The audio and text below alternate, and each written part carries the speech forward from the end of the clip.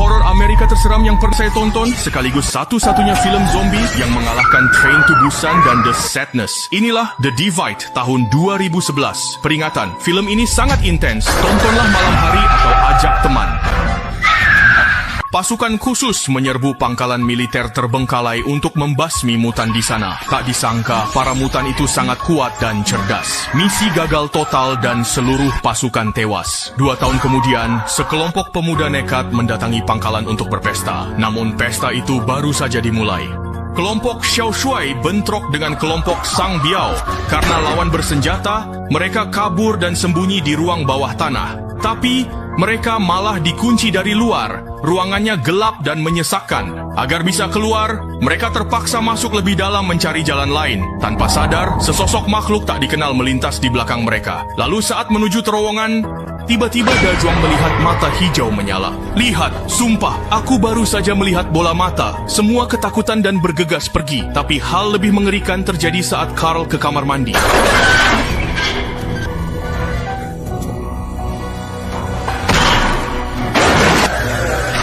Telinga Carl putus dan ia menjerit, mengundang teman-temannya datang. Mereka segera masuk ke kamar mandi dan menyelamatkannya. Saat itu Carl luka parah dan kritis. Tiba-tiba mutan itu muncul lagi, lalu menculik Carl.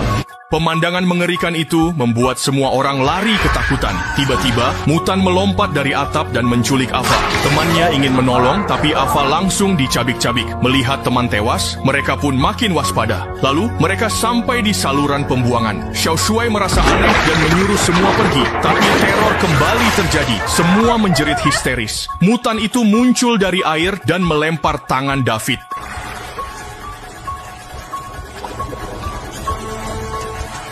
Tantangan itu buat Xiao Shuai tak tahan. Ia pun buka baju dan langsung terjun.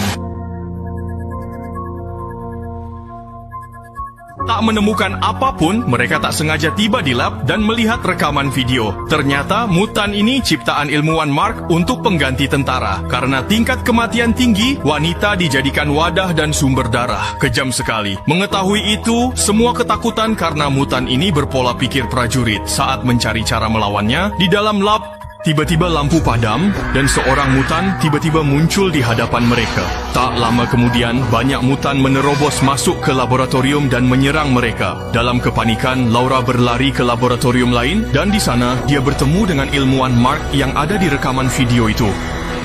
Others, you could save me? Yes, I know. Laura yang polos mempercayainya tanpa menyadari bahwa bahaya besar sedang mengintainya.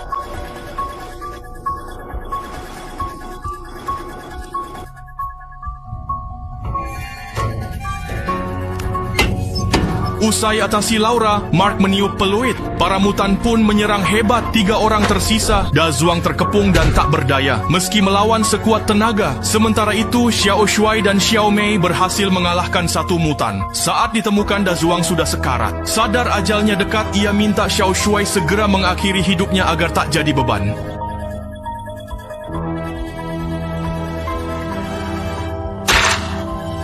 Lalu mereka kabur lewat ventilasi saat mutan terus mengejar. Polisi yang mencari orang hilang pun bergegas ke lokasi. Xiao Shuai dan temannya akhirnya menemukan jalan keluar, namun mutan sudah mendekat. Dalam kondisi kritis, kakak Jin yang mendengar teriakan segera membuka penutup lubang dan menyelamatkan mereka. Namun suara mutan itu langsung menarik perhatian kakak Jin.